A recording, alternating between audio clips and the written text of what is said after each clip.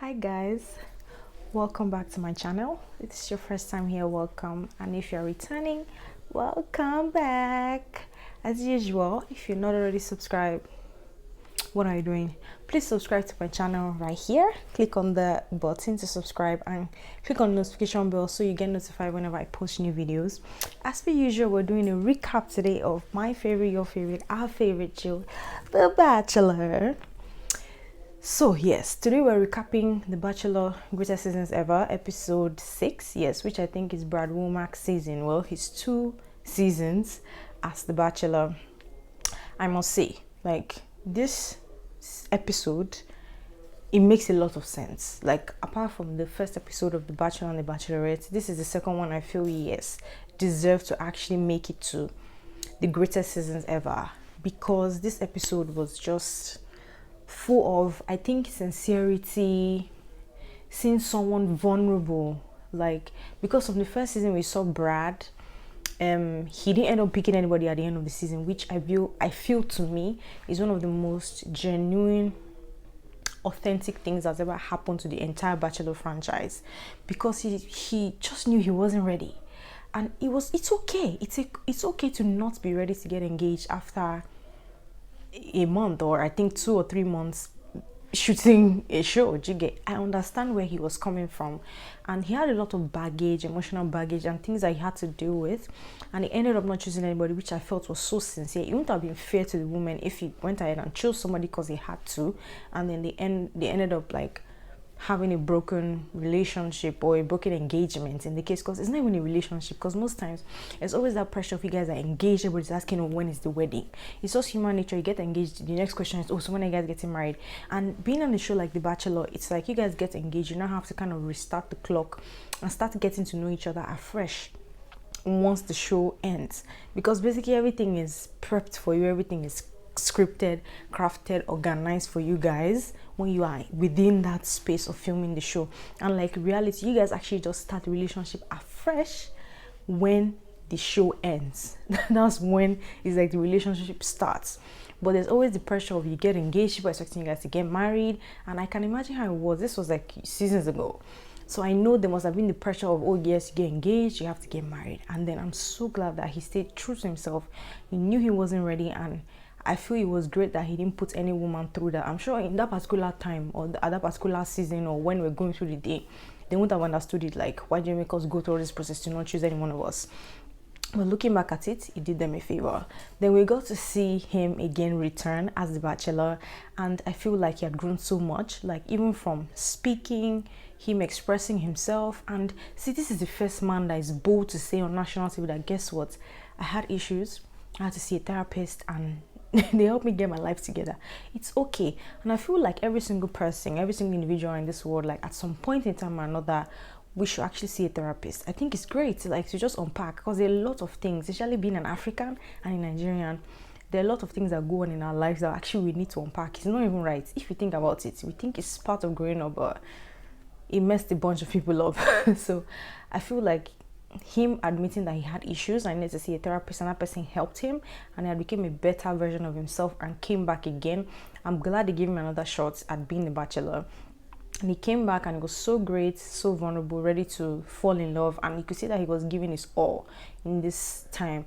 Unfortunately, he didn't end up getting married to who he chose, which is Emily, but it was sweet to see how he actually really tried to make it work, I guess. But as I said, long distance, life happens, you guys just realize, because after the show, like, everything is so perfectly organized, arranged, the dates, the scenario, the setting, everything is just perfectly arranged for you guys in that space of time, and the reality just sets in once the camera stops rolling, and it's like, oh wow, I actually have to put in the work, do all these things to sustain or maintain a relationship. And I feel like sometimes I haven't been there, I don't plan to be there, but I feel like there might be even a lot of pressure from the show, like not carrying that into the relationship, because the show sets the standards so high.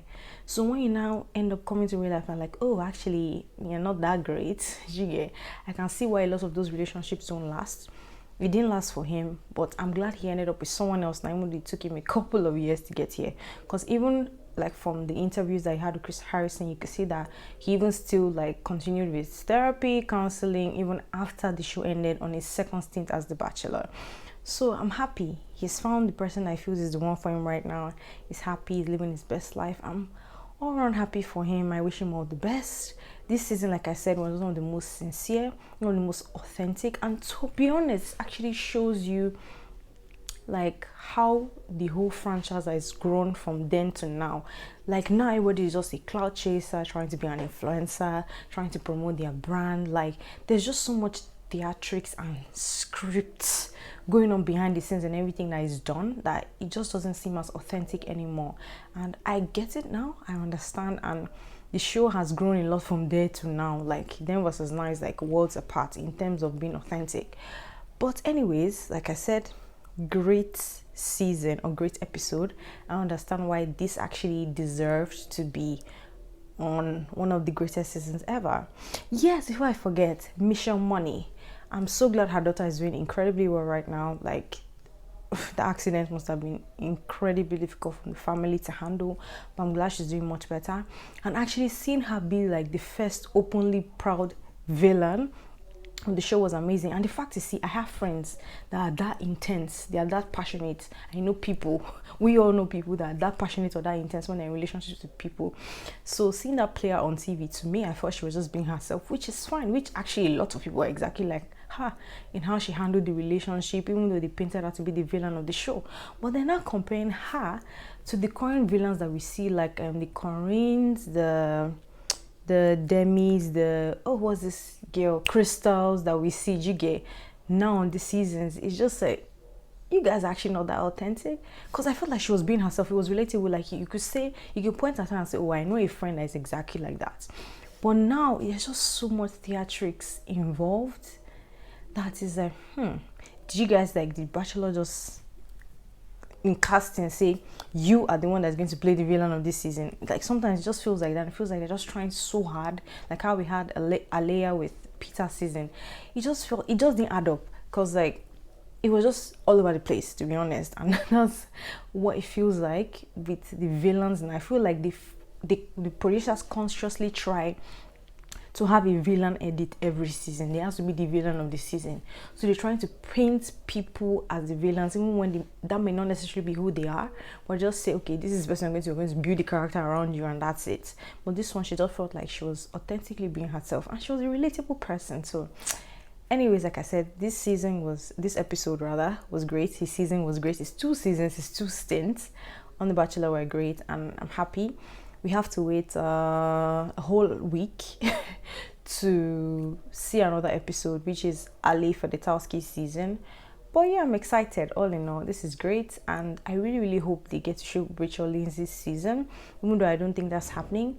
But I really, really hope they can sort out whatever issues are happening, because I feel like if you're going with the whole vibes of being inclusive, it only makes sense that the only black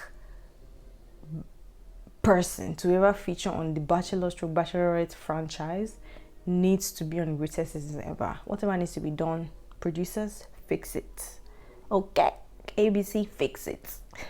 But anyways, thank you guys once again.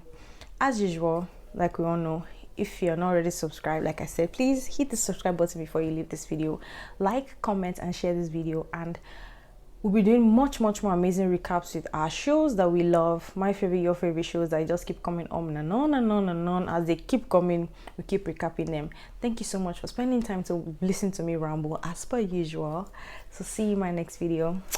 Bye.